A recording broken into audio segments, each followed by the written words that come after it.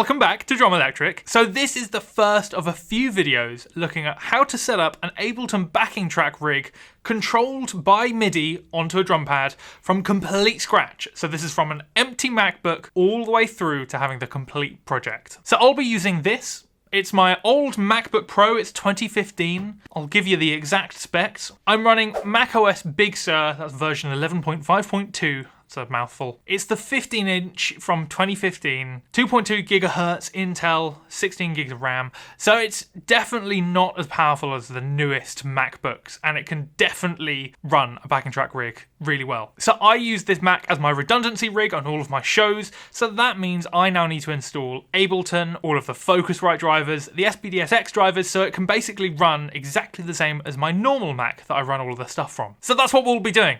I'll be setting up this Mac so you guys can see and so you know how to set up a backing track rig from scratch all the way through to a full MIDI controlled, glorious, wonderful thing. This video will be looking at setting up everything. So that's from software to hardware, to installing all of it, to showing you which websites I go to install of it, to showing you which versions I have, everything. So let's get into it.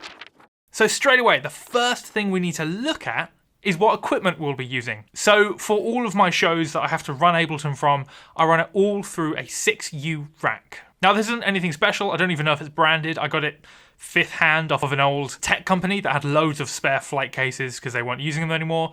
I managed to grab one for like 50 quid and it was a good time. There are loads available and this is just the one that I use. You don't have to use this exact one, just find one that houses all of the equipment that you'll need. So 6U rack. Within this rack, I've got the Focusrite 18i20. This is, I believe, the 2nd gen version. There is the 3rd gen, which is way better than the one I've got.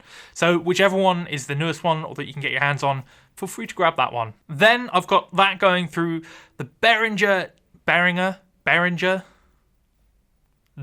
Ultra DI Pro. It's just a rack-mounted 8-channel DI, which makes everything just a lot easier. Then on the back, I just have an extension lead to plug all of these into, an XLR snake, so I can just give the sound man a lot of XLR cables. Then obviously I've got the MacBook Pro, which will sit on top of the rack. And then with that, I've got the Roland SPD-SX to control all of the MIDI, and so I can control the Ableton project. With this, all of that comes with USB cables, things like that, which I'll go through as we start to build this rig.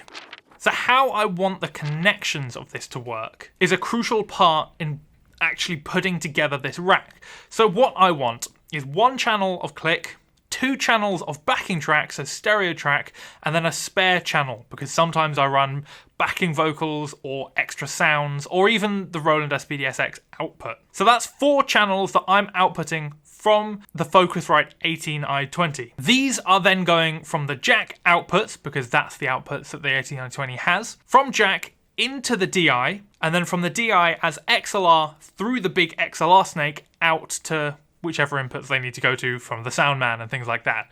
So when I turn up to a gig, I just put the rack down, I give the XLR snake to the sound man, I plug in a USB and it's good to go. So because of that, I've put the Focusrite 18i20 on the top, and then underneath that, I've got the DI box. Now you'll see that that's only 4U rather than the 6U, and that's because I want room to A, to house the XLR snake when I close the whole thing, so it's all in one big box, and B, just to give a little bit of extra room for all of the plugs and the cables to run under. There are a few rack units that are 4U and have room for this.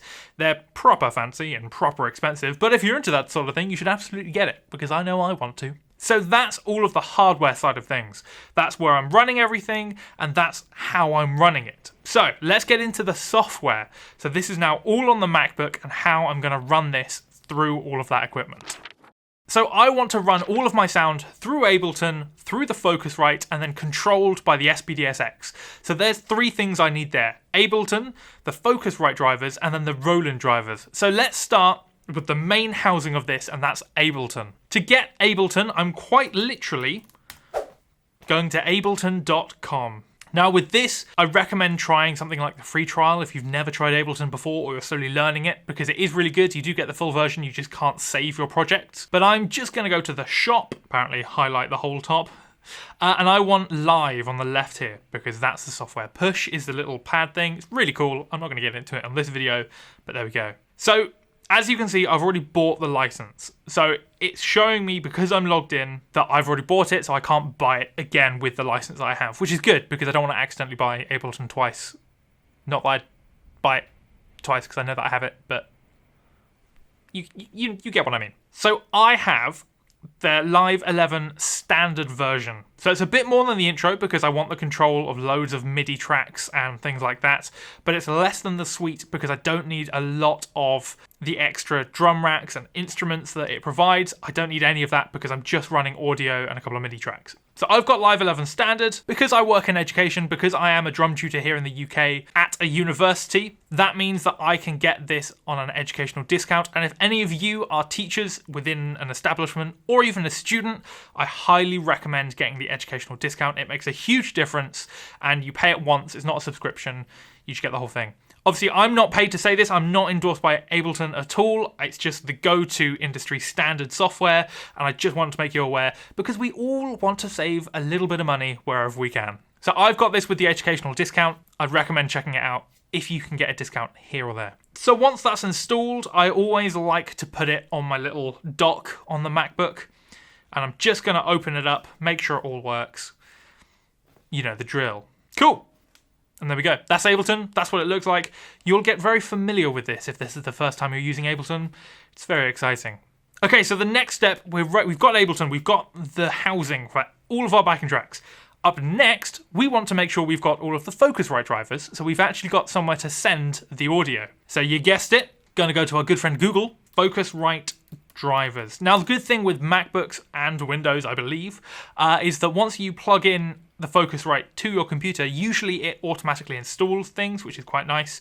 But just in case it doesn't, I always like to type in the thing that I'm finding and the drivers. So in this case, Focusrite Drivers, because sometimes it doesn't do that. So Focusrite.com, driver update. That looks like it's going to have the things that I want.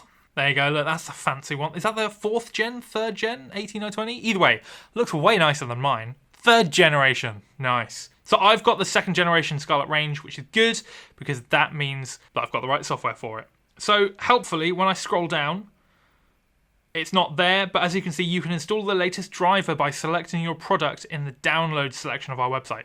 So I'm going to hit on that.